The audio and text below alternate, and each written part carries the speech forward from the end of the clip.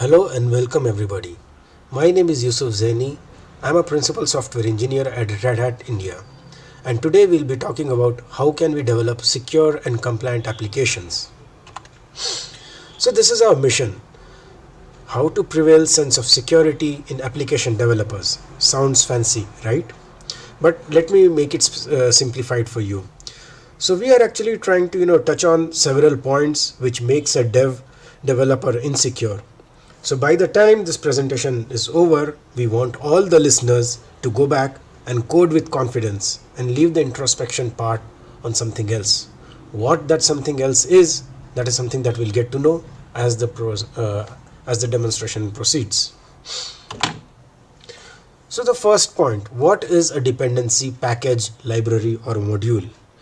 In different ecosystems, we call it by different names. In some ecosystem, we call it dependency. In some, we call it package. In some, we call it library. In some, we call it module.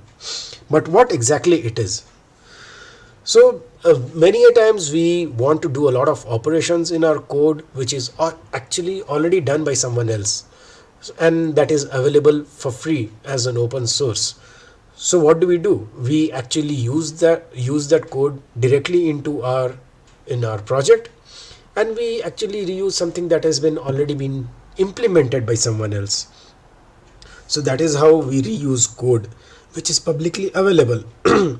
And this publicly available code is tied together, and that that is something which is called a package or a dependency. Each project has several such packages or dependencies which it is using internally, and all of those packages will have its own versions. So what is a problem over here? So basically, this is how we are making our life easier for our project by reusing a code which is already been written by someone else. But at times when we are trying to simplify our lives, that is when the problem arises. When we are using those dependencies, etc., which are being written by someone else, there are a lot of chances that we might get into a trouble. How? Let's check each of the problem one by one. Let's talk about the first problem over here, the problem of a plenty. So let's take a look at the graph which is available on the left hand side, or rather the picture which is available on the left hand side, and see what does it say. So according to a report from Synopsys, 99% of code bases audited in 2019 contained open source components. 9 out of 17 industries have 100% of the code bases contained open source code. Open source made up 70% of the audited code bases out of the 1253 applications that were audited. So what does it tell you? It tells us that people are actually using a lot of packages and modules which are available in open source. Now let's take a look at what is shown on the right hand side. And on the right hand side, it shows a scary picture. It shows the number of packages or modules which are publicly available for each of the ecosystem. So for JavaScript, you can see that there are more than 3 million packages. For Python, close to 2 million. And for Java, C#, HTML and all, you can see the number of packages which are available. So now comes the problem. Suppose that you want to develop a REST API, and you want to do this implementation in JavaScript. So which module or which package would you include in your code base? You will just do a Google to see which all packages are available, and then you will get a list of packages. How do you decide which one to choose? That is the first problem. How do developers choose the right dependency? Moving on to the second problem, the problem of security. Again, let's check what is there on the left hand side, and then we'll move on to what is there on the right hand side. 75% of the code bases that were audited in 2019 contained at least one vulnerability. 49% of the audited code bases contained high risk vulnerabilities. Now look at what is shown in the right hand side. Obviously this graph is a bit old, which was taken last year, and you can see all these Manhattans are becoming bigger and bigger by each passing year. So the number of vulnerabilities that are publicly available or rather I should say, which is present in the National Vulnerability Database, it is increasing by each passing year. So now this is the second problem that the user is going to face. So now he has selected the package, but which version does he select? The version that he has selected, whether it is vulnerable or whether it is not vulnerable. That will be the second question over here, or the second problem. How do developers build an application without introducing any security vulnerability? Now let's look at the third problem, and this is the most ignored part. This is the compliance. Before I get into this, let's check like what is the problem that you would face in case of compliance if it is not compliant. Usually the developers will pick a package, they will pick a version, let's say non-vulnerable version, they'll do all the implementations, and then what happens, then the before the release the code goes for scanning. There's a different team, or it will go to some third party who will be doing this job for you, and there they'll come up with a report which will say that, you know what, the dependencies that you're using are not, they have a licensing conflict, they're not compatible. Then what do? Change the package, change the dependency, and then redo everything what you have already written. So that's a big problem over here. So here you can see that each of the package that we use in our project has a declared license, and there are different types of licenses that we have. Some are categorized under permissive, some are categorized under weakly protective, some as strongly protective, and some as network protective. Depending on what the license the package is declared under, there will be a overall license that your project or your repository can be projected as. Also, you will get into problems where there will be outliers, there will be conflicts between licenses. So this is a very big problem. Like, even if you know the correct package, even if you know the correct version, how do you resolve this problem of compliance? That is our third problem. How do developers identify dependencies with the right licensing terms to be used and bundled as a part of their application? The fourth point, problems of maintenance, or the problems of updates, or how good this particular package is maintained. So this is an information that you will get directly out of GitHub, where you will get to know whether a particular package is maintained well, whether the issues are resolved, whether commits are being made frequently, how many people are using this particular dependency. But how does it matter? If you just go back few years, there used to be different versions of Android being released with those fancy names like ice cream sandwich, jelly bean, Kit Kat, lollipop, and all.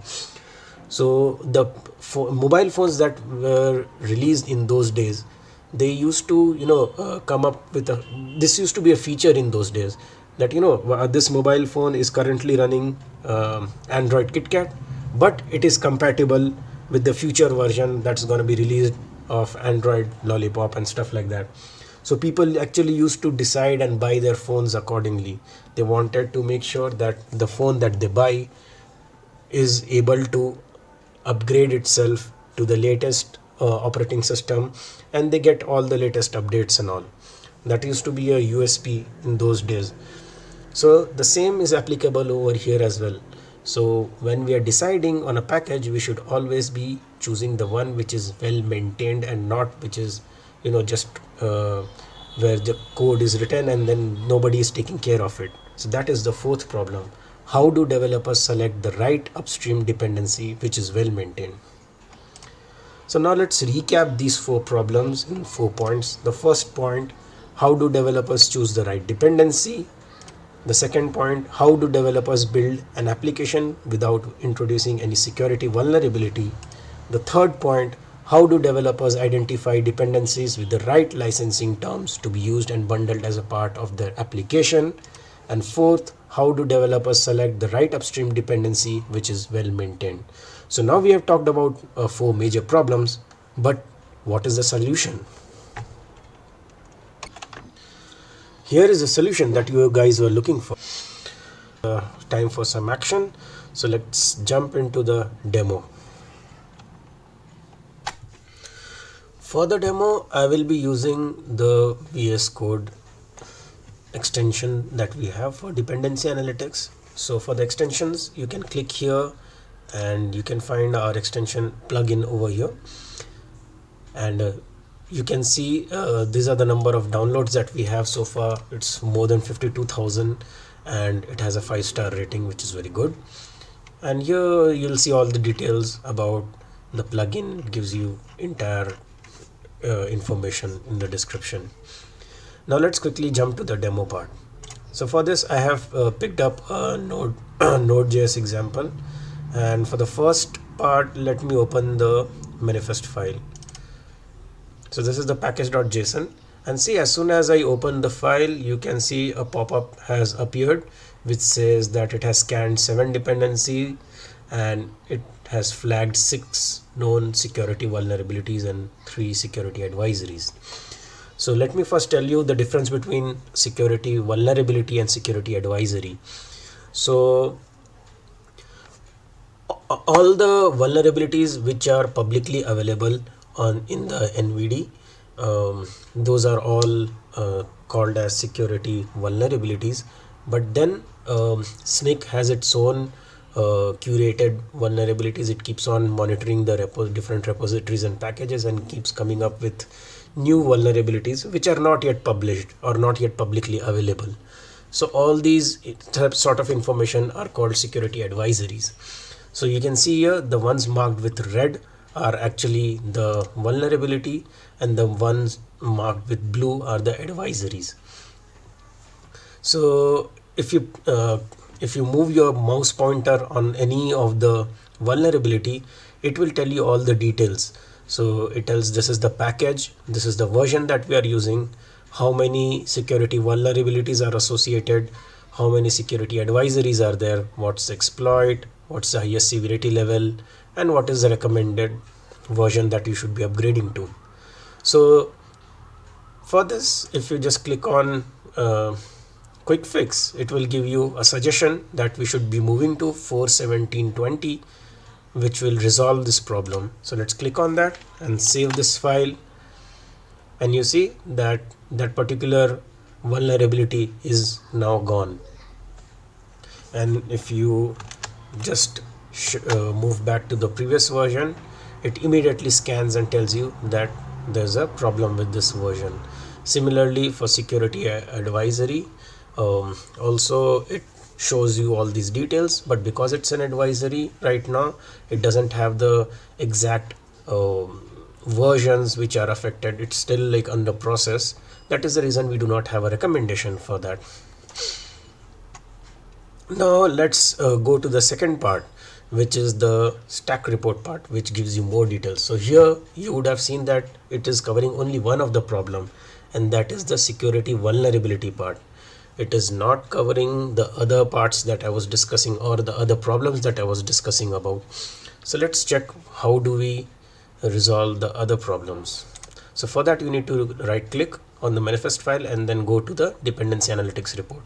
Maybe in the demo video you might not be seeing this box that appears because the recording is not showing that box, but believe me, once you do a right click you will see that box, and then you can just select the dependency analytics report section. So if you click on that, it will start generating this report.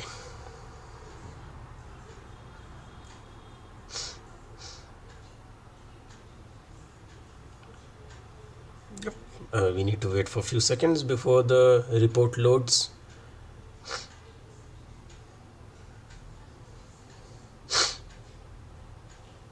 And voila, this gives you all the details. So as you can see, it has 4 tabs. The first one for security issues, the second for dependency details, the third one for licenses, and the fourth one for add-ons. So let's go to each of these tabs and see what it has. So let's start with the security issues tab, because that is something that we have discussed just now, the vulnerabilities that were marked in the component analysis, or the indirectly in the manifest file we call it component analysis, and this report we call it stack analysis. Anyways, so going to this security issues card, you can see that it is showing two it's showing a count of two things. One is total vulnerabilities and the vulnerable dependencies. So the first part tells how many total vulnerabilities were found in this entire project. So it is a combination of the vulnerabilities found for the direct dependencies as well as for the transitive dependencies. And the vulnerable dependency count, that is the number that shows like how many direct dependencies which are vulnerable. Going to the subsection over here, you can see that it gives you a list of all the direct dependencies that are vulnerable, along with information on how many direct vulnerabilities are associated, how many transitive are there, and it gives you which is the vulnerability with the highest CVSS score and the SNCC ID for that vulnerability. Here actually SNCC helps us a lot, because normally we will be able to, if we are using any other applications, we will be able to only get those vulnerabilities which are publicly available. But here with SNCC you get you get to know about a vulnerability which is yet to be published. So you get those in the form of security advisories much more in advance than when if it is being used from the publicly available database. So now let's click on one of those drop downs and see what it has got.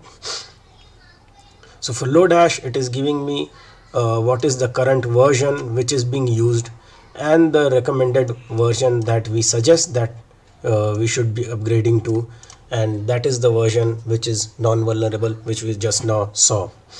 Along with that, it gives you the details of the highest severity, the malicious content, the malicious nature content. So all those things you get to see about for a particular vulnerability.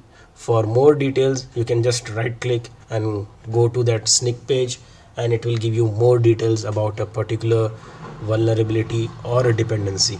So this is what you see for the direct ones. Now let's take an example for the transitive ones.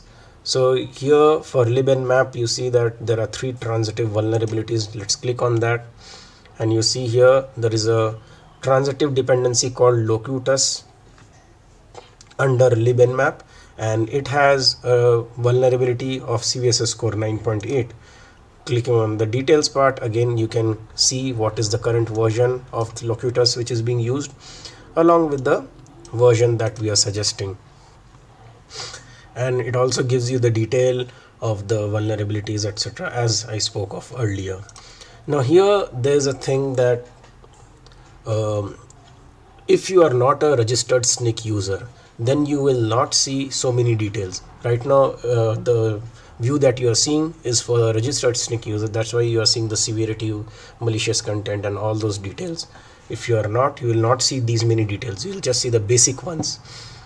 And also there is another tab over here which says vulnerabilities unique to SNCC. As I spoke earlier, that we get a lot of more information even before the vulnerabilities are published, and that is again a feature you get if you are a registered SNCC user. And here you get to see all the details of vulnerabilities which are very much unique and premium to SNCC. And how do you register? Actually it will give you a direct link. If you click on that link, it will take you to the SNCC page. You just need to give some details, and then you get a generated token. You click on this green button over here, you put the token, you copy paste the token here, click on submit, and that's it. You are a registered SNCC user, and you will be able to see all the details. Now going to the next tab, that is the dependency details tab. Here you will get a list of all the dependencies, all the direct dependencies that are associated to the project. Coming to the tab part, it tells you a total number of analyzed dependencies, total number of analyzed transitive dependencies, and the unknown dependencies. Unknown dependency can be a case where a dependency is private in nature, or that it can be a case where we are not aware of that particular package or the version. If it is not a private package, then we make sure that we ingest it immediately as soon as we encounter that unknown dependency. And if you execute the same stack report after say 5 minutes or so, you will not find that as an unknown, and it will show you the details of that particular package. Now coming down to this list, here you can see that for each package it gives you in a nutshell the security status, the usage, and the license part. So let's pick one of them for this escape string regexp. This is the version that is being used in the project. This is the latest version available in the market, and this is the license associated to it. So the user has the freedom to either upgrade to the latest version or continue using the same current version. So it tells you that it tells you actually the status, whether you are using a stale version or you are you have totally updated stack. Along with that, we show the GitHub statistics over here, which shows you the details about the contributors, the forks, the dependent repos, the stargazes, and the usage. So all these numbers tell you how popular this particular package or this particular version is among the other developers. So if you see say Bootstrap, so the number of folks will be very high because there are a lot of people who are contributing, there are a lot of people who are using it. So these statistics actually tell you whether you are using a popular one or you are using a non-popular one. The third part is the licenses part, and here we scan all the packages and the declared licenses for each of them, and then we come up with our own suggested license, which tells that for this particular project or repo, our suggested license is MIT. And along with that, we give you details about the license conflicts, unknown licenses, and restrictive license. Unknown licenses is simply that we are not aware of that particular license. Licensing conflicts is something that the developer should care about, because if in the stack we have licenses that are permissive, and if there is a new package or dependency added which is not compatible with the ones that are already present, then it comes into a conflict, and that conflict will be a cause of worry later on when the code goes for scanning before a release, because the compatibility is not there between the packages. So that is something, if you get a count over here, then that is something that the developer should fix. The restrictive licenses, like it's a sort of an outliers.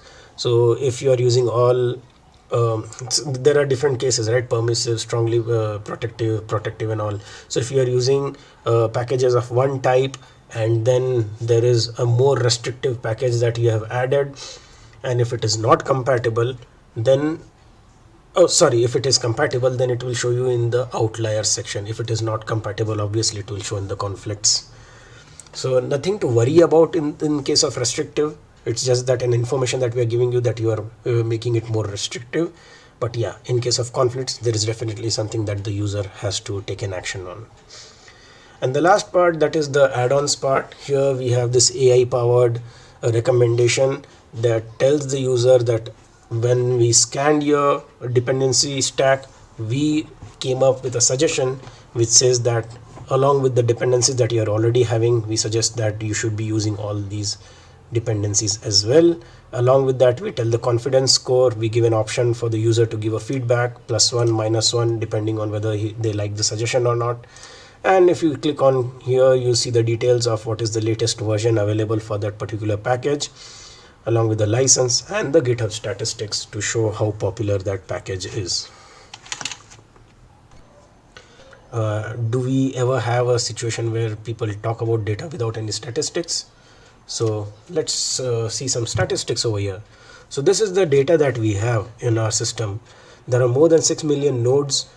There are more than 6 million dependencies that we have for the different ecosystems in our graph. On a monthly basis, there are more than 200,000 ingestions which happen. So this is not 200,000 packages, but rather it's the versions that are released. So on a daily basis we see a lot of new versions being released in different ecosystems, and we make sure that everything is ingested and up to date in our system as well. Coming to the vulnerability part, there are close to 7,700 vulnerabilities that include the publicly available as well as private vulnerabilities. That is where SNCC comes into picture, which is very good, because if we try to get this information from NVD, we only get to know about the CVs or the vulnerabilities that are publicly available, which has been already been released to the public. But rather, if we when we have partnered with SNCC, we also get to see a lot of insights where they, with their own algorithm, with their own process, they keep on coming up with more and more vulnerabilities. They keep on flagging more and more packages and versions with vulnerabilities.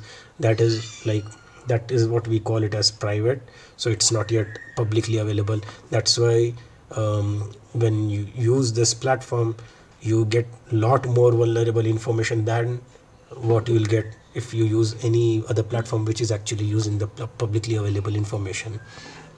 Coming to the vulnerable versions part, it's a whooping 182,000. So this is like an approximate 182,000 versions are affected and vulnerable in our system.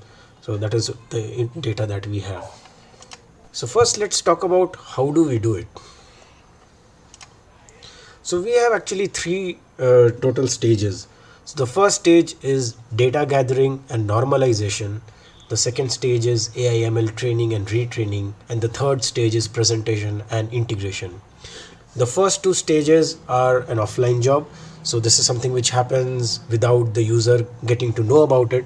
The third one, the presentation and integrations, is the actual online job where things are driven on the basis of users' action. So we'll discuss in brief details about each of these stages. So let's check about the first stage, that is data gathering and normalization. So there are three stages, there are three different parts to it.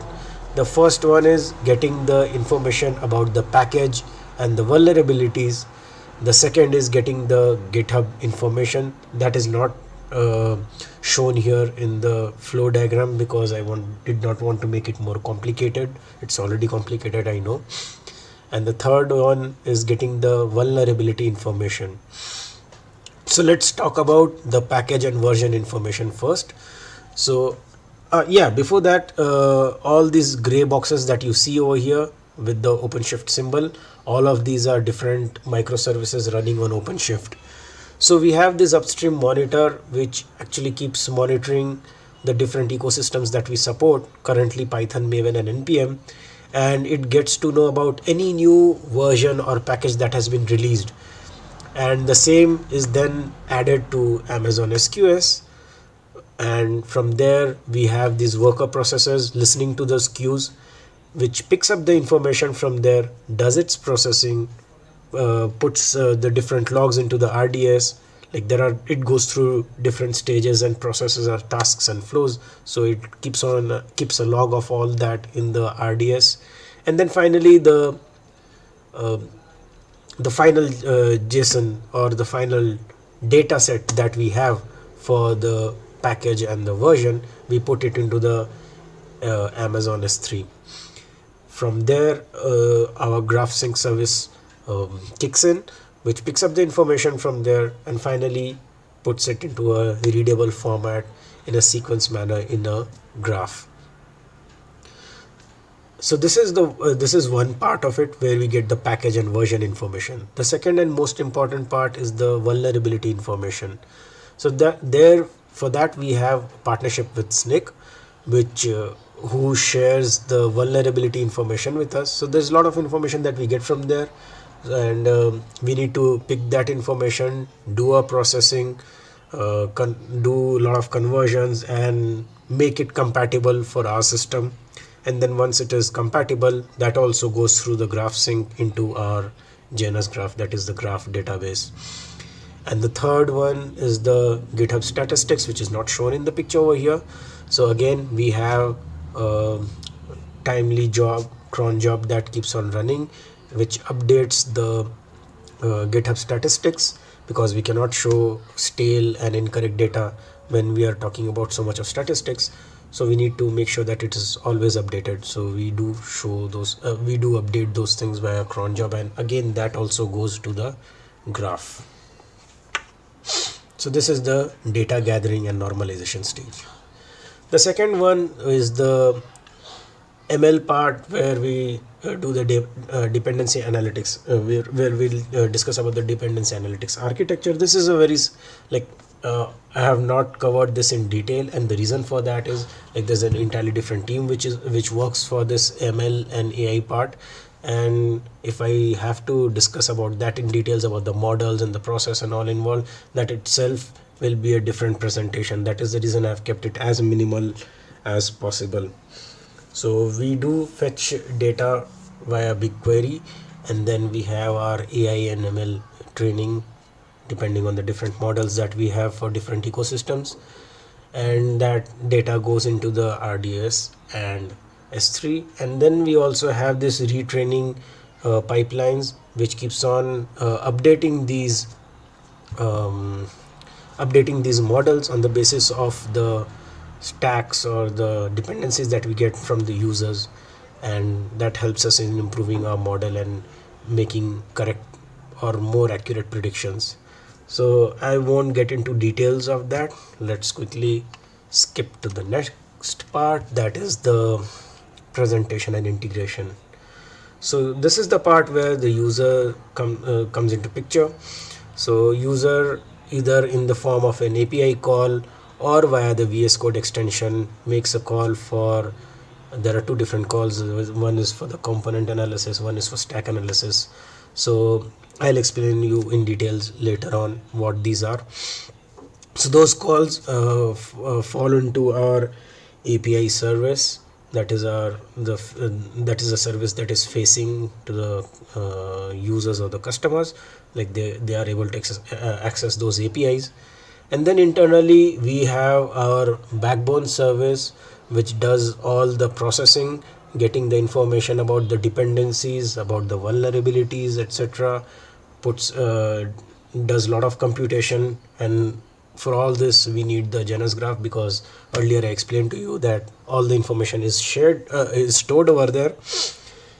And apart from all from these, there are two other services running, the recommendation and the license services. So the license services gives you the details about the licenses for the dependencies that are added in your manifest file, and then there is a set of recommendations.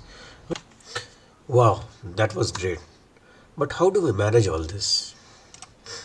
Let's talk about scalability first.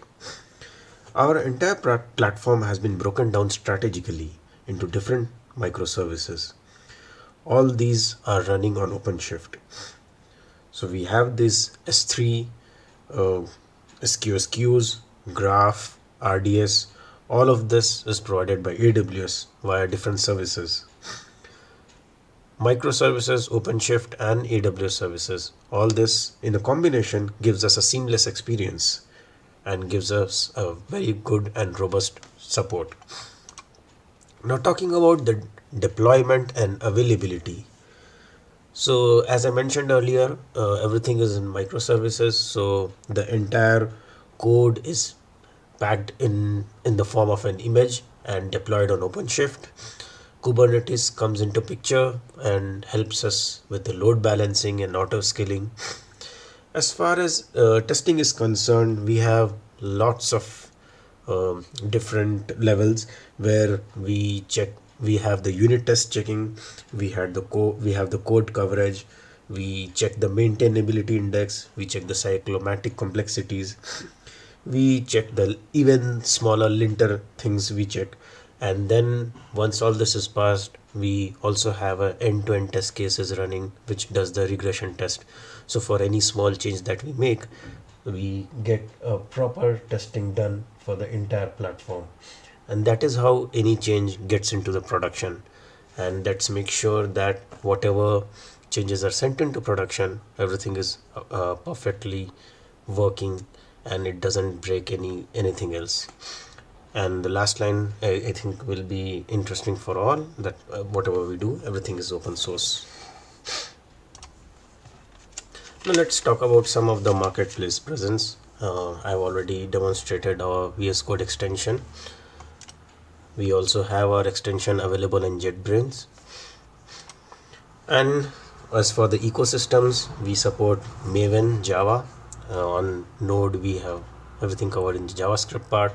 We support Python, and we have the Golang feature, which is coming very, very soon. Now, now this slide where how can you help us? So you can help us by um, taking a pledge that from now on, whatever dependencies, whatever versions you will use in your project, you will make sure that you will use proper due diligence in selecting the correct dependency. And also you can help us by raising bugs, you can help us by fixing bugs, you can tell us which features did you like, which feature you did not like, what are all the features that you would like to see in the near future. You can tell us all that, and obviously you will help a lot by spreading this word and telling your colleagues and your friends about this platform as to how useful this can be to a developer. And finally, the statement I want to make is we need you. And why do we need you? um, See, in the last 30 minutes or so, I'm sure you would be able to relate to at least one of the problem that I have showcased, if not all of them.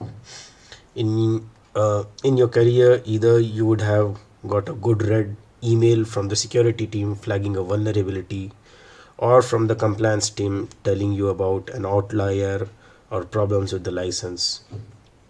I myself have seen projects being delayed, releases being stopped because of this. But all these things can change. You can change this by taking the right step at the right time. Stop all these problems at the development time itself and save the time during the release. As there's a famous saying, a stitch in time saves nine.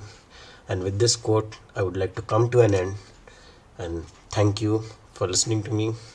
And yeah, if you need any more information, do reach out to us. And this is the GitHub link of our entire project.